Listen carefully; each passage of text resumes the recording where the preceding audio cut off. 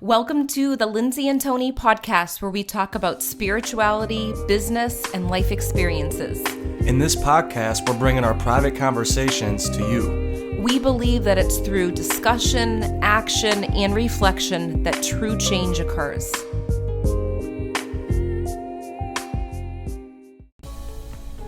Hello and welcome to episode 151. Everyone has internal hard drive to tap into the spirit realm. In this episode, Tony and I will talk all about personal experiences that we've had when it comes to the heavenly realm. Hi guys, welcome back. We're so excited that you're here. As you can see or hear, we're actually doing this on audio, and we are coming to you from Massachusetts. We are driving to the Cape. So we're going to talk to you today in the car. So if you hear the GPS or anything else going on, you are getting firsthand experience of our little road trip. And we're excited about today's episode. We can't wait for you to kind of hear different ways that you may possibly be having experiences internally when it comes to speaking to the spirit realm. And we know firsthand what that's like, right, Tony? Exactly, Lindsay. And I'm so excited for this episode because I think there's a common belief out there that only the special among us can communicate with past loved ones, or you have to have a unique gene or part of your brain opened up, or different things that you need in order to communicate with past loved ones. Maybe a crystal ball, maybe long hair, you have to look a certain way, you have to be in a certain career. And over time, we both realized through experiences, right? Listening to people's stories, doing mediumship events and going to the mediumship events, that people of all walks of life have had tuned in to a past loved one at one point or another in their life. Right, and I was actually just doing a group reading the other night, and some of the questions that came up were actually common questions that come up for me at group events. And someone said, well, I was at a wedding and I smelt the perfume of my relative at this wedding, and then all of a sudden I smelt cigars or cigarette smoke also of another past loved one. And she started listing out all the things that she smelt at the wedding, and they were all sitting around at a table and everyone was in complete shock. And she's like, what was that about? Like, it's exactly what you thought, that they were there during that time of that special moment of being at the wedding. And I think this is a very common thing that comes up. They want to have the confirmation to know that, did I really tune into the spirit realm? Because in my heart I felt like that. So I know that each of us have had some sort of experience. And as you're listening to this, think about moments that you've had. If you're a medium, of course you've given readings already. If you're not aware of your mediumship ability, you may have had some sort of experience. So do you want to share your experience, Tony, when you were a little boy? Because I'm thinking of that moment when you were little, of the boy downstairs. Exactly, yeah. So I was probably in about second grade when this happened, and I woke up in the middle of the night, I believe to use the restroom or to get a drink of water, and then I came back to my bed, and I saw a little boy laying in my bed, physically there. And I was like, what the heck? What's going on here? And then I went to go touch his face to see if he was really there, and my hand went through him. So, and I could also remember different times to where when I was, my bedroom was in the basement growing up, and I could remember just feeling presence near me. And I was scared back then because, like a lot of you, I watched a lot of movies that illustrated communicating with past loved ones in a totally different, scary way than what I've been experiencing over the last 10 years. So I had all of that in my mind, and I was scared of it, so I would shut it off. And Lindsay, when I met you, and before I even met you physically, and I first started talking to you in December 2010, it was like my conscious contact with you and connecting with you deeply awakened something in me to where the very next day, I was receiving messages from past loved ones, and it has continued every single day over the last 11 years. It's true. I've noticed it. I've witnessed it. I think being together, it just ignites something. Because when you feel safe with someone to talk about this sort of thing, any topic, whether it's mediumship or, business, whatever it is, then you want to talk more about it with that person, and it grows. When two or more minds come together, there's a third brain that comes in, and magic happens. And that's exactly what takes place when we're communicating on road trips, at coffee shops, in our house, whatever it is. And we start to make sense of different moments that have come up for us, and it just instills that belief. So that's why it's so important to surround yourself with people that are open to this sort of thing, if it's something that you want to dive into, or you are a medium yourself. And that's why it's important to have a group of people that, you could talk to about anything, and they don't look at you like you have 10 heads.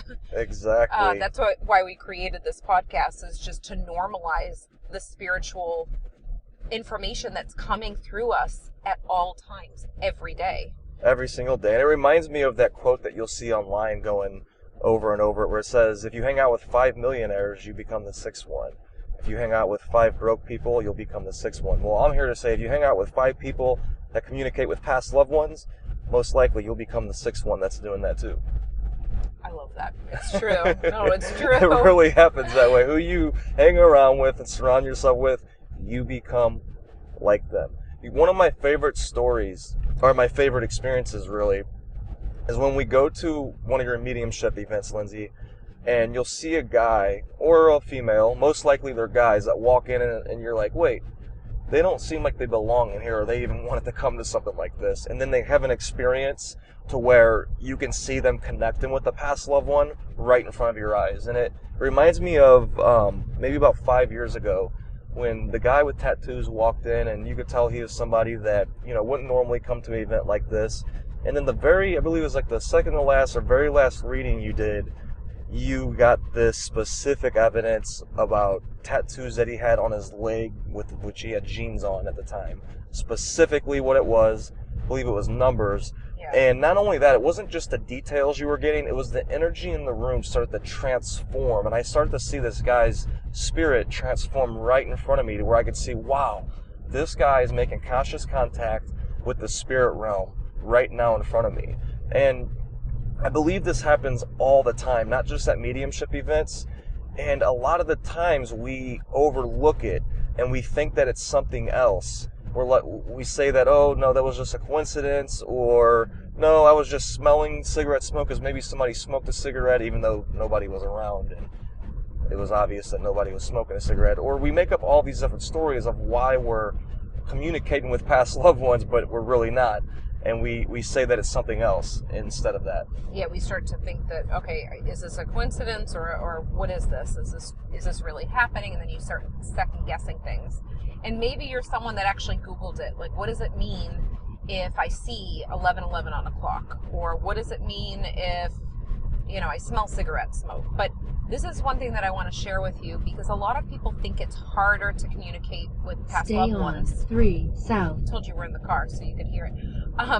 A lot of people think it's harder to communicate with past loved ones than it actually is. Like, I'm not saying that it hasn't been difficult over the years with mediumship when you're put on the spot to give a reading, but there are ways to develop it and go through the techniques and, learn those things that you can do during a mediumship reading. That's a process, it's a mindset too.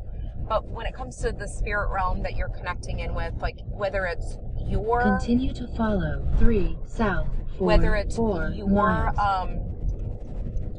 actual beliefs, or it's connecting in with your past loved ones, all you have to do is open up to the possibility that it could come through in different ways. So, for example, you could see images come to mind, and you have an image of a memory that you have with your past loved one. Or maybe you hear their voice and it feels like, oh, I know that they would say this to me right now in this moment. Or maybe it's the scent. Or you taste something that feels familiar, like a favorite food that they had. There's so many different ways, and I think a lot of people get locked in on receiving it a certain way, but it's important that you open up to all senses. And, just the other day, one of the questions at my group reading at the end was, well, you said that we could open up and tune into them and talk to them. Like, what does that look like? What do you even talk about? And someone else answered and said, well, I always talk to my loved ones and include them in the conversation. And one of the girls said, I was in Target the other day and my friend's mother had passed away, and it was someone that came through during the event. And she said, whenever I see someone chew bubble gum, I always think of her, because I guess she said something. There was a certain comment she would say. And she said, and when I was at Target, this girl was chomping on her bubble gum, and it made me think of her. I saw her in her mind saying something. I'm like, that's exactly that. She was speaking about it and being there with you in the moment when that was happening. So sometimes it feels subtle, like you're thinking of a memory, but in actuality, they're communicating because they're right there with you. And I love that you brought this up, Lindsay, because... In 2 miles, keep right on 3 south. Okay, so we're almost to Cape Cod. But I love that you brought this up, Lindsay, because like I told you before, I've been communicating with past loved ones since December 2010, consciously, that I was aware of. Yeah. And my strongest point was always feeling. And I could feel what you call that Clairsentience. Clairsentience. That was one of my strong points, and I could just feel energetically when they were around me. And another thing, I could feel when they were touching me, like they would poke my butt or poke my arm to get my attention. And I really used this a lot over the last 10, 11 years. And I also, visually, they would point me to signs and give me information that way. And I really, like you said, Lindsay, I was really focused on taking in information that way. Right but I had a huge breakthrough about, 3 nights ago, Yeah. to where clairaudience, right? I started to hear the voice very easily, to where I could hear them talking to me in my mind's eye. No, it felt like a thought, but It felt like a thought, but because you're used to communicating through your mind's eye too, where you could see visuals also in addition to clairsentience. Right, those were visuals, but I could hear like the audio, like the words talking to me. Like I would ask them a question, and then they would answer me right away. And I was doing it on command, and I've been doing it for the last 3 days on command. And I will say I've done this in the past a few times, but it was more uncontrollable. And my point for telling you this is, it's like Lindsay said, it takes time to develop these skills, right? It's really easy to do it as soon as you're aware of it, because you just do it like you're speaking to somebody else here, and you do it in your own way. Like I had a cousin when I was in St. Louis, to where I was just in St. Louis a couple weeks ago, and he could smell scents very easily, and he could smell cigarette smoke or cologne or a scent of food, and that was one of his strengths. So a lot of times we'll depend on our strengths, and we'll forget to develop the other senses. And what I realized my breakthrough moment was 3 days ago was, wow, I can combine feeling their energy with the images in my mind, with the audio, and now all of a sudden it's way more easier, and I'm getting way more clearer messages by doing this. Yes, that's exactly it. And when you just said that, it reminded me of the superpower quiz that I have, the mediumship superpower quiz. You can figure out what your strong sense is right now. Doesn't mean you have to stay there. You could fine tune anything, but if you go to my website, lindsaymarino.com, it's at the very top of the page, and just click the superpower quiz. And everyone that takes it, they're like, oh my gosh, that makes so much sense. Or you might be shocked at the results too. But it's true. I've noticed it with Tony this week, where he's getting clear information. We kind of tested out with my grandfather that's passed away, of information that he didn't know about my grandpa, because they didn't have a chance to meet. Even though he's communicated with him since he's been on the other side, it was a different form of communication during this moment. So it was really powerful. So it's really interesting to think about how you can use all the senses together. The hardest thing I would say about mediumship is moving out of your own way. Because if you're in the way and you get in your head, it's really difficult, because you start to overthink things, you start to overanalyze it, or you're just not in the flow with the spirit realm. It's like you could block it easily by just thinking too much, getting in that analytical brain. But if you're not there, it feels easy, almost like you're making it up. So if you feel like it's so easy that you're making it up, you're probably in the flow with the spirit realm. So just be aware of that too. Exactly. That's a great point. And us being ex-teachers, it reminds me of having students in class, and how each student, each unique personality learns in such a unique way, as unique as their personality is. So I think this is the same way. It's been the same thing for my journey on mediumship, to where I've had to develop different ways that have helped me really tap into the other side and get the clear messages. Like one way is, when I'm walking or when I'm moving. For me, that's a lot easier for me to get information when I'm moving to get information. The same thing is true when I'm learning any kind of information. So you could go back to think about when you were in school or maybe college, or even now when you learn information. What are the best ways that you're picking up information? And what are different unique ways that you can communicate with past loved ones that work for you? And you don't know this until you actually try them out. True. That's a good way of thinking of it, too. So think about all the ways that you've communicated or you thought that you were communicating with past loved ones. This isn't just for people that think or know that they're mediums. It's for anyone. Because literally it's tapping into another frequency. It's just like your intuitive nudges. Naturally, you're going to walk into a room and feel a certain vibe, or you'll just know if you want to be in there, or you might feel it, or you might sense it, see it. But if you're aware, you're going to start to open up to a whole new group of messages. And I think right now, more than ever, with what's going on in the world, this is an important time to tune into not only your intuition, but the spirit realm to get your answers. I trust the spirit realm more than anything else in the world right now. So you can get information from the spirit realm by opening up. You could talk to past loved ones. There is times, though, if you have fear at the same time of connecting in with past loved ones, your mind could get in the way. There's no way that fear can, or intuition or spirit communication can work with fear in the same sentence. Like, it just won't work. Because fear is a very strong emotion, but love is that much more strong and it brings clarity. So just know that too when you're connecting in. And I highly suggest, like when Tony was saying he was talking back and forth, he was talking to his spirit guides at one point, he was talking to my grandpa and other people. You can start by speaking out loud and then wait for the thought to come in if it is very confusing for you to separate your thoughts from theirs. So I always suggest to start with speaking out loud.